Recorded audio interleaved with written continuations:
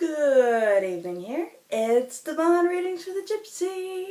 I have completely reorganized my office space or my sacred space and things like that. But it's not just here, it's the downstairs too. I had to reorganize a little bit because of the kids, and we were getting a piano in the house, so we had to make room for the piano, and we were planning to reorganize anyways. So look at my new backdrop! Awesomeness, right? It's pretty cool. But today is the 31 Days of Tarot. Do you read your little white book, Tarot Oracle Guidebooks? How to use them? What do you do when the information seems to contradict the reading? Awesome! I actually have not been able to catch up on other people's 31 Days of Tarot challenge, so I can't wait to start watching more of the 31 Days of Tarot challenge to catch up. But the top shelf here is all my guidebooks. And I have this here, my Josephine Wall container full of my little white booklets. And I guess you could tell by me carrying up a tin can like this, I don't even read them. The little white booklets, I don't even use, don't even read, unless they're the guidebooks up here as reference. I have as my favorites, and I could point them out up here. I turn my camera like so. I got Phantasmagoria. That's a good one. Wizard's Tarot is actually really good for the tarot, for the tarot book. For the tarot. It's a good guidebook for the tarot cards. There you go. Gateway to the Divine is essential for the card deck. Revelations Tarot I haven't read too much. Llewellyn's Tarot I've used and abused, so I think it's essential to the deck as well as a good learning reference tool. Shadowscape's Companion is really good for the Shadowscape's Tarot. Witch's Tarot is pretty good for beginners. Have not read those two. The Circle of Division Tarot is actually halfway decent. Going back this way, the Dreamer's Journal for the the Mystical Dreamers Tarot is actually a really good guidebook for beginners. It has almost like the workbook thing laid out in it. It's pretty good. I should actually do a separate video one of these days.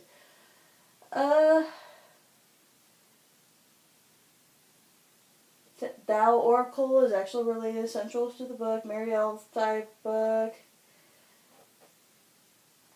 Star Child is okay. It's not the best, but it has some really cool stone references. Japri Tarot is actually pretty good. Tree Oracle is essential. Animal Spirit Guidebook.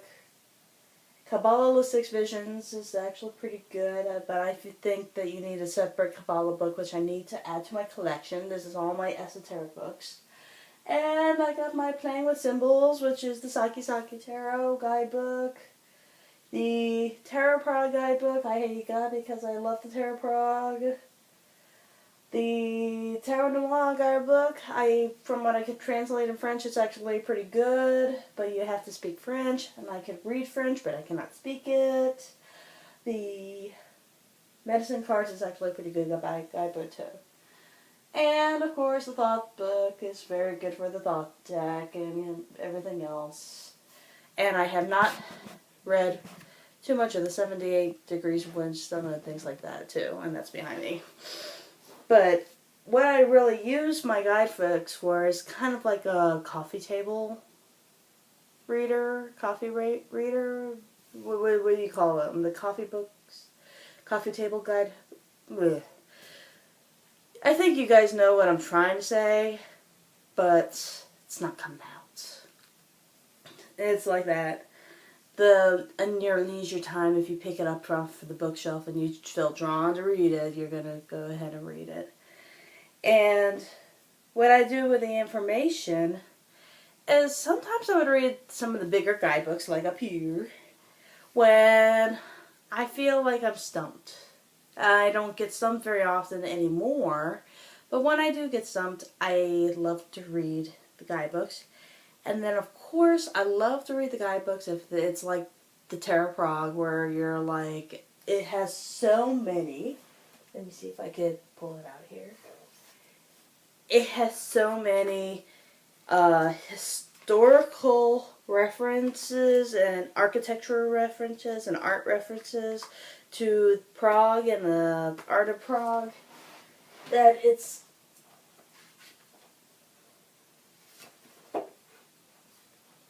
kind of like one of those guidebooks that if you want to nerd out to.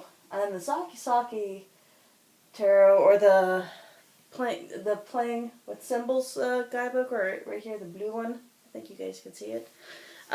It's the bright blue one. You can't miss it. It's actually a really good guidebook. It has planetaries, and this is the only little white booklet I use. Somebody posted a video. This is the only little white book I use, and I put it in my pocket of my Leicester right in here. And I always carry this one with me because it has planetary symbols, Kabbalah tree, so it's kind of like that, like instant guide on the go, so to speak, and has the numerology right there. I think you can see that. Actually, this is pretty good. I kind of want to read more of that. And then you got the 9s, it got the 8s, and it got the planets. It has the numerology for the, what is it, the tarot numerology. It doesn't really have the numerology in numerology. And then it has the zodiacs. And it even has some spreads in here. And it also has some basic things about the cards, Aleph, and Uranus being the Fool, the Mercury and Bet, and it even has the little Hebrew symbols right there. It's like the best guidebook ever, the best little white book ever. And I carry it with me everywhere I go because I feel like if I need a little white book, this is a pretty good Rider-Waite-Smith little white book, and I carry it. Okay, stop ragging on Evie and just get on with it. Let's get on with it. Yeah, get on with it. Monty Python quote. I'm corny. But I'm also in the quest of, this is my little white booklet that I've been making for myself. And I can actually show this off. I have the Fool card, divinatory meanings, my meanings. I even have songs that I love that I like to relate to a card. And I'm trying to do that for all my cards, all my majors, all my minors. And even got the Myers-Briggs down. And more Myers-Briggs. And it also has the court cards. And I got a little crazy with the wishy-washy tape. And the aces, the queens, and the kings, and the swords. And they go into earth and water. Doing seeing keywords, Myers-Briggs, ruin symbols. Song associations and the whole kit and caboodle, and I put them in here.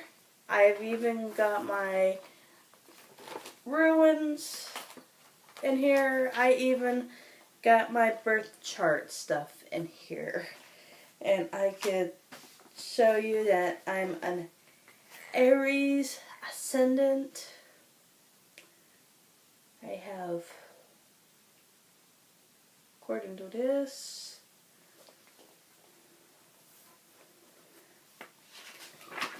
I have to go through my Vedic astrology again. I think my chart is a little cattywampus. I don't even think it's right. But it has my charts and my astrology charts. My husband's astrology charts, everybody's astrology charts right in here. So I got everything. I'm pretty loaded. As far as tarot information, but I don't stop buying tarot books. I feel like I buy the guidebooks and stuff just for my leisure time to get to know the deck a little bit deeper. What else could I brag about? How do you use them? I could kind of go into that. What do you do when an information seems to contradict a reading? I am an intuitive tarot reader, so I go based on intuition and intuition solely, because if I feel like something I'm feeling is contradicting a guidebook, I go with my feelings because that's what my intuition tells me and what my intuition says, and I follow through it with my intuition, and almost 100% of the time, about 99.9% of the time, when I follow my own intuition, I am very accurate. I always leave that 0.1 just because of human error. Human error does happen in tarot readings, but that's for a different topic too. This is a little rambly and a little bit more fun because I feel like I finally got my book job and I got my sacred space. I got everything I want. And I can grab my tarot cards as I'm talking to you all too, so I'm a little nerding out, so I don't think this video is going to be all that great, but at least you get to know a little bit more about what I'm doing with the little white booklets and all that stuff. Hopefully this will be a new thing, and I love you all, and you have a good night, and I'll talk to you tomorrow about 31 Days of Tarot, and tomorrow's topic will be with tech and oracle to use for personal use. And I can't wait. Have a blessed night.